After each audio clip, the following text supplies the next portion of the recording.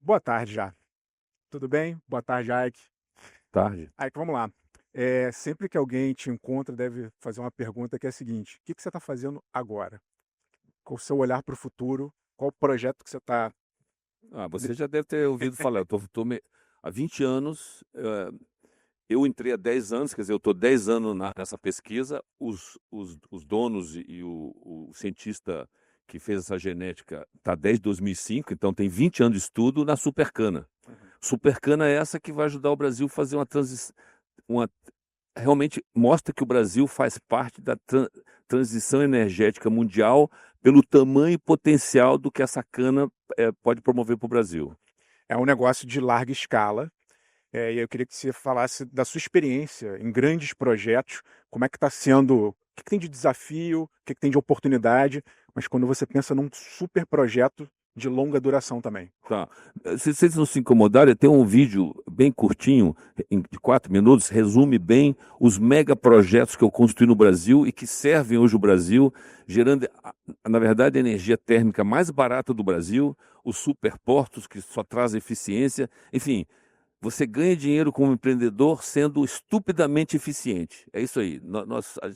O bom empreendedor tem que sempre buscar tecnologia no estado da arte, né? E aplicá-la, né?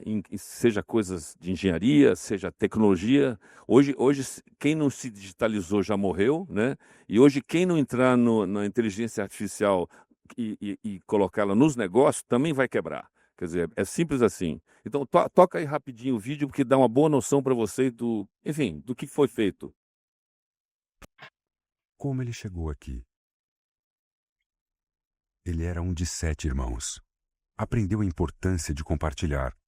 Com a mãe, aprendeu a disciplina, curando sua asma, nadando em águas geladas. Com o pai, aprendeu a pensar grande.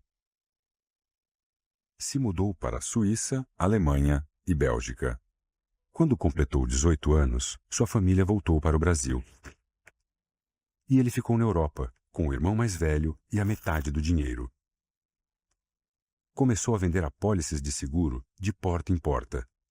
Aos 23 anos, leu em uma revista brasileira sobre a corrida pelo ouro na Amazônia. E foi para lá.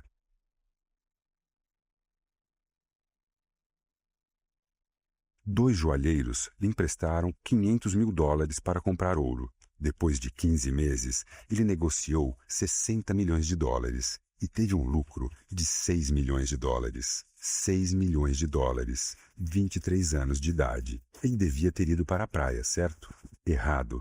Ao invés disso, ele decidiu construir uma máquina maluca no meio da Amazônia. Seu instinto o ajudou a encontrar uma mina muito rica entre mais de 100. Mas para produzir ouro no meio da Amazônia, é necessária uma operação de guerra. Para suprir comida, água, energia, combustível, é preciso colocar em prática uma visão holística. Ele pôs em produção 12 minas de ouro, prata e ferro a partir do zero. De 1980 até 2000, ele fez negócios em todo o mundo. Ele fez investidores ganharem $20 bilhões e ficou com $1 bilhão de lucro para ele. Aprendeu importantes lições. Como identificar megatendências, encontrar ativos únicos de recursos naturais, integrar projetos, arbitrar ineficiências, ser autossuficiente. O que sempre fizemos e continuamos fazendo até hoje é grande escala, de longo prazo, eficiente, estado da arte, transformacional, responsável.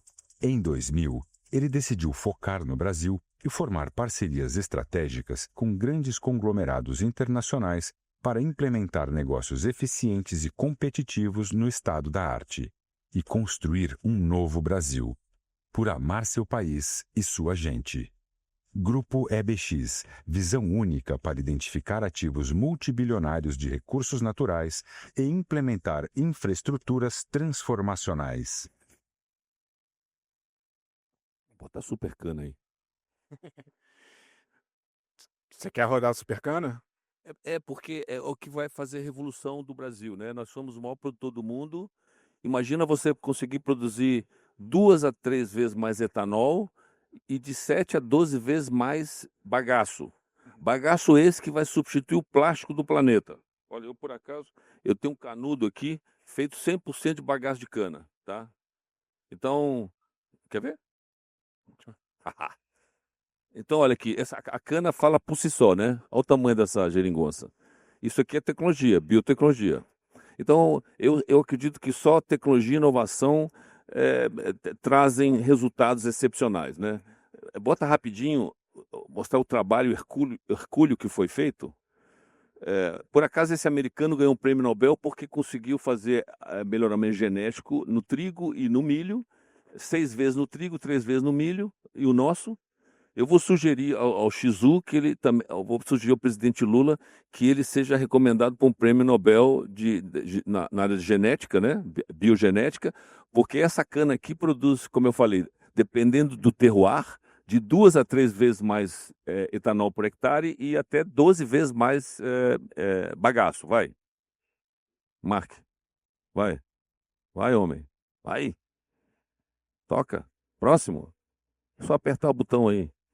Olha, isso aqui, como eu falei, começou em 2005, então, literalmente, desde 2015, começa a nascer supercanas. De 300 mil indivíduos, nascem 3 milhões e 300 mil indivíduos cruzados, nascem 17 supercanas. Vai, mostra o próximo. Ok? Acessa 17 variedades. E olha, durante 11 anos foram cruzados 300 mil indivíduos por ano. Então é o seguinte, olha, é só pesquisa mesmo, você tem que ter paciência, tem que fazer, tem que testar no campo. Então vou mostrar o teste de 4 anos no campo, vai, da cana normal. Essa aqui à esquerda é a cana mais plantada no Brasil. Você vê que plantada no mesmo dia durante 4 anos, né? E as nossas, as 5 top e a melhor de todas, você vê que a diferença é boçal, né? É até mais de 2 a 3 vezes, como eu falei. Mas a gente está usando como, no mínimo, 2 vezes e no bagaço até 12 vezes mais. E esse bagaço, bota o próximo para eles entenderem só o porquê o potencial da planta é chegar, se for irrigado e fertilizado, Rafael, você imagina, 345. Obviamente você tem que estar aí no lugar perfeito, né? Chuva, água, tudo ideal. Por isso que 180 é uma média super razoável para você ponderar que esse é o futuro do Brasil nos próximos 5, 10, 15 anos. Ou seja, todo mundo que planta, toda cana plantada hoje no Brasil vai trocar por algo muito mais eficiente. É como você tem que trocar, né, eventualmente, num computador mais eficiente, enfim, com mais memória, etc, etc. Essa é a planta turbinada. Vai. Aqui vocês vão ver. Não, cadê a raiz? Eu quero mostrar a raiz. Olha aqui, a raiz já fala por si só, né? Para ter essa produtividade maior, você vê que você tem que ter uma raiz mais possante, né? E, obviamente, ela vai mais fundo, com isso ela capta mais nutrientes, mais água. E, numa das espécies que foram geneticamente combinadas, tinha uma gramínea que faz com que essa cana cresça para o lado, né? Nesses rizomas. Então ela não só cresce para o lado, mas depois ela vai enchendo os espaços. Mostra a imagem da densidade. Tá vendo? Aqui dá para ver muito claro. É mais fina, mas então ela tem. O curioso é o seguinte: por tonelada, a barreira do som é 80 litros, tá? Mas nós, por hectare, a densidade é 3 vezes maior, né? Então você tem 3 vezes 80 litros. É simples assim. Vai. E obviamente, aquele negócio, é rentável essa história? Eu vou mostrar o quanto rentável é, você não só aproveitando o etanol, que você vai fazer o SAF, que é um combustível de avião do futuro, né? O mundo vai exigir, da mesma maneira que no Brasil a gente coloca hoje até 30% de etanol na gasolina, o mundo está forçando uma mistura de SAF, que é Sustainable Aircraft Fuel, combustível sustentado de aviação, que vem do milho, do etanol do milho, do etanol da cana. Obviamente uma demanda gigante no planeta, mas o bagaço, em vez de queimá-lo, nós vamos substituir os plásticos do planeta. Mark, mostra rapidinho o que faz, e aí a parte econômica, que meio que é o resumo disso, e o tamanho, porque isso aqui é uma indústria que vai gerar $1 trilhão de riqueza para o Brasil. Ué, eu ouço falar de etanol há muitos anos. Eu entendi que é algo que aumenta muito a produtividade, né, se comparado, né, à cana tradicional, a que você está produzindo ali.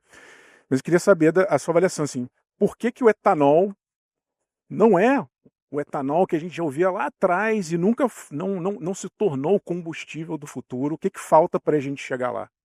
A exigência do mundo ser mais limpo, aproveitando os óleos comestíveis, os óleos vegetais, porque o SAF, no fundo, pode ser feito de óleos vegetais, né? E você melhora a qualidade botando etanol puro. Então, a demanda da aviação mundial são números absurdos. Finalmente, o Brasil vai exportar etanol em volumes absurdos. Eu diria até que não vai ter o volume suficiente para todo o planeta conseguir fazer a mistura adequada no querosene. Uma coisa, quando a gente olha um projeto como esse, você mostrou ali, são anos e anos de pesquisa. A gente faz um projeto desse porte, com esse nível de pesquisa, você precisa de muito tempo, e tempo significa dinheiro. Você que está acostumado a projetos, qual é o segredo para conseguir, primeiro, levantar voo e depois manter esse projeto até que ele realmente consiga ser rentável? Lembra, a agricultura é diferenciada porque a cana você planta hoje, não é como o café, enfim, outras lavouras. Café você planta, a cana você planta hoje e colhe no ano seguinte, né? Então é muito rápido. E aí você, já no segundo ano, você faz uma planta para aproveitar, fazer um pouquinho de etanol, mas começar a fazer modularmente a usina de embalagens. Ô Mark, mostra embalagens aí. Olha que beleza. O planeta vai usar isso aqui feito de bagaço de cana. Pode escrever. E falo mais. Todas as indústrias, grandes indústrias, gostariam de trocar agora já. Mas você deve lembrar que o governador do Rio até passou uma lei, né, proibindo o plástico. Só que o substituto é papel, né? O canudo de papel não funciona, o copo com água ele vaza, né? Ele sua, né? Então não funciona. Então com a nossa tecnologia, a gente faz esses produtos impermeáveis, né? E dependendo da resina, você faz garfos, facas, se quiser até, enfim, material de construção. Mas você, é, entendo que tem uma cadeia, vou chamar aqui, que é uma cadeia muito ampla, né? Então você mostrou ali a parte do campo, aqui você está mostrando já uma parte mais mecanizada, indústria. Como é que você faz essa arquitetura intersetorial, vou chamar assim? No fundo aqui a gente está sugerindo, nós estamos provocando que os usineiros, hoje a gente faz cooperativas, porque a gente está desenhando modos de 70 mil hectares, tem aí um modo de 70 mil hectares, que você não precisa ser dono da terra no Brasil, né? Você arrenda ela, porque nós temos muita terra. E como eu falei, o Brasil é o maior produtor de cana do Brasil, ele vai trocar a cana por a nossa cana mais produtiva, vai ganhar dinheiro. Hoje, eu diria que 80% do setor está debaixo d'água. Os 20, vamos dizer assim, que sobrevivem, não ganham mais de 10% de retorno. Então, se ele trocar por nossa cana, só trocando a cana, ele sai de 10% de retorno para 40% de retorno. Se ele ainda for aproveitar o bagaço para fazer embalagem, que nós temos essa tecnologia, você passa para 90% de taxa de retorno. Eu acho que todo mundo sentado aqui acha que 90% paga a conta, né? Ou tá, tem uma relação, então, investimento privado, tem ali os produtores, os fornecedores. Como se dá essa relação com outros atores? Vamos pegar aqui, por exemplo, governo, legislação, ou própria parte de financiamento. Como é que você atua em relação a esses outros agentes que permitem esse movimento para frente? Não, vamos de trás para frente. Projeto de 90% de retorno se você consegue paga, investidor, ok. né? Coisa boa, coisa que também tem mercado, né? Você pode fazer contratos de venda antecipado. Quer dizer, eu vou produzir só o ano que vem, você já vende para a JBS, que quer trocar tudo plástico que eles usam, eles querem trocar para as embalagens né, recicláveis. A parte de governo, obviamente, toda a plantação tem que cumprir com as exigências do meio ambiente, isso é óbvio. E normalmente, todos os meus projetos gigantes, eu fiz algo talvez um pouco diferente da maior parte de grandes de empreendimentos, foi sempre conversar com o Ministério Público primeiro. Né? Vai lá, explica o seu projeto, mostra como tudo vai acontecer, o que é, quantas pessoas você vai empregar, e aí você mitiga, né, atrasos, né, tendo essa conversa antecipada. Pegando um pouco da sua trajetória, que você já teve sempre empreendimentos em áreas ligadas a, vou chamar aqui, a sustentabilidade, né, ou ao meio ambiente. Então, você mostrou aí no teu vídeo, tem mineração, você foi para óleo e gás, você agora está no etanol. Primeiro, eu queria entender esse teu, talvez, fascínio por esse grande setor, e o que mudou na sua concepção nesses anos todos até que você chegasse nesse momento. Olha, Deus me deu o dom de enxergar as coisas através de uma visão raio-x, né? Então, como eu gosto muito de mecânica, de química, isso aqui, obviamente vou sempre buscar o equipamento no estado da arte, a tecnologia no estado da arte. E aí você tem que meio que fuçar, né? Você tem que ler e tal. E por isso você consegue projetos com 90% de taxa de retorno. Mark, mostra quanto vale cada módulo de 70 mil hectares, por favor. Só para vocês terem ideia da criação de valor. Olha aqui, o Brasil tem potencial para ter 60 módulos desses, tá? Mas vamos imaginar que a gente em 20 anos faça só 20. 20. Bom, 20 módulos de 70 mil hectares, cada um deles teria um valor. Isso aqui eu estou comparando com uma empresa conhecida no mercado agrícola, né? Só comparando o valor, está se criando uma riqueza para o Brasil de 1,2 trilhões de dólares. Isso mexe também com... Mexe com tudo. Onde você vê mão de obra, claro que você já falou um pouco ali da produção, mas... O Brasil produz 650 milhões de toneladas. O Brasil tem toda essa mão de obra já existente. Só para vocês saberem, a cada quinto ano é feito... você planta um sexto, um quinto desses 10 milhões de hectares. Então, o Brasil planta todo ano 1,5 milhão de hectares. Mão de obra que existe, empresas que existem estabelecidas. Aquele negócio, falar em cana no Brasil é tecnologia de prateleira. Ué, que eu vou tentar aqui, eu estou de olho no relógio, que eu estou tentando aqui extrair o máximo possível de tudo que você já fez, quase que como uma mini masterclass aqui. E eu imagino que tenha muitos empreendedores, e quando eu observo a sua trajetória, me parece uma mentalidade startup, só que startup num nível de escala já muito grande. Você, enquanto empreendedor, toda vez que você tem uma ideia, como ela sai do papel e como você já pensa nessa escala global? Não, deixa eu te corrigir. Aqui tem 20 anos de pesquisa. Sim. Então, 20 anos não é startup, né? Até chegar aqui poder ir em grande escala para o mercado, tem 100 milhões de dólares gastos, você tem que ter essa paciência e 20 anos de estudo. Mais os 4 anos de campo, né? Que a gente testou no campo. Então, aqui você viu os números, né? Aquilo é 4 anos de teste. Porque nesse setor você tem que fazer isso mesmo. Você vê que os números são maiores do que a gente usa nos modelos. Então tem 20 anos. E, na verdade, as pessoas acham que a gente vai muito rápido todos os nossos projetos são estudados por longos prazos, né? Em mineração, cara, se você não estuda 3 a 5 anos o ativo, você não fez o suficiente para fazer um projeto de sucesso. Enfim, essa cultura aí não é muito latina, né? O brasileiro não... Eu estou chamando aqui, por isso que eu usei o termo mentalidade startup. Então, você, dentro de um conceito em que você está, muitas vezes, até tentando entrar num terreno que não foi abordado ainda de uma maneira diferente, de uma maneira mais disruptiva.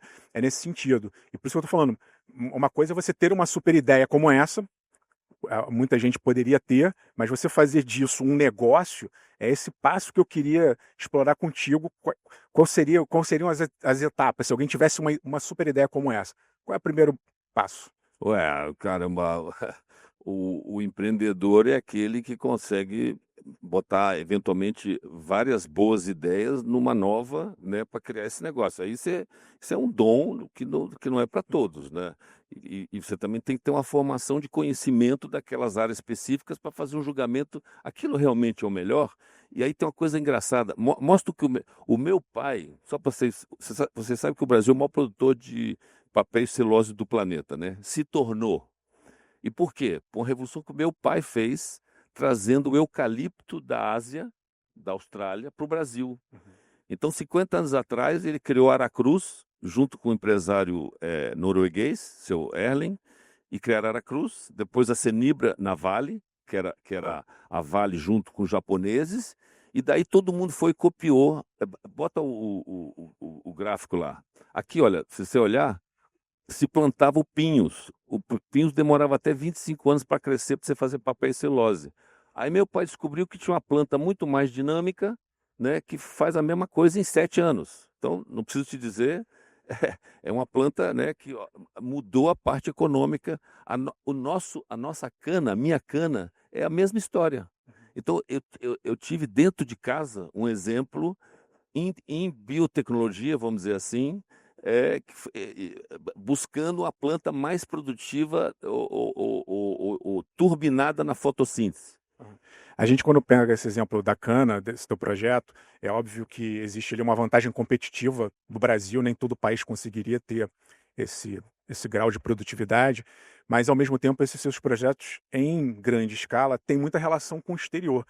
Queria saber de você como é a tua visão global, o que fica passando no seu radar o tempo inteiro para você adequar essa realidade local a um contexto de futuro mundial.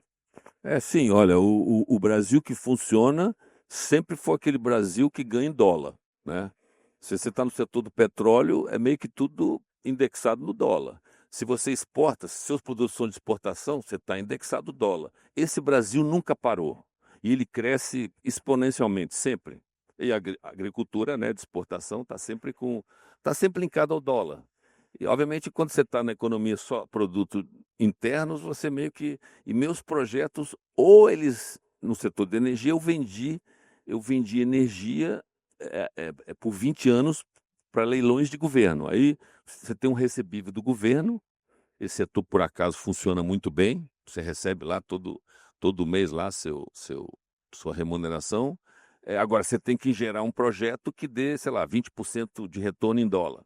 Isso é difícil. Então você aí tem que engenheirá-lo, buscar a localização, a melhor localização possível para chegar nessas margens de lucro. E obviamente aí você tem que ter uma visão meio que tipo gavião, né? Olhar de cima o todo, né? Que é o meu 360 graus. Tem aí? Para os empreendedores que estão aqui, eu recomendo fazer o dever de casa e estudar todas essas engenharias aqui, ó. Estudem, porque vocês normalmente... Eu falhei, por exemplo, na área que, está vendo? Na engenharia de pessoas. Né? Tive problema com executivos gravíssimos. E com certeza vários empreendedores sentados aqui, gente é um problema, né? Então, se você respeitar meio que... Você vê que o centro disso aqui é conhecimento, cultura, né?